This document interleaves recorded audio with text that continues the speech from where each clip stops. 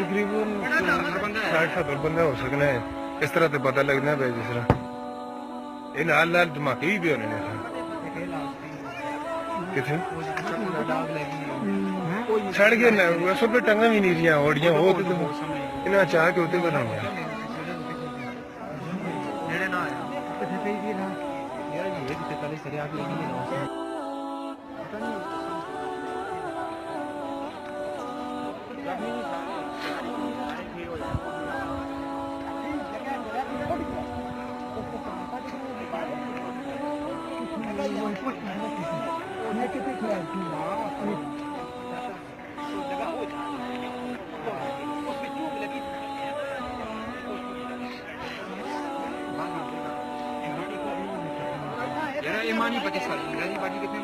तकरीबन 60-70 बंदा हो सकना है। इस तरह तो पता लगना है जिस तरह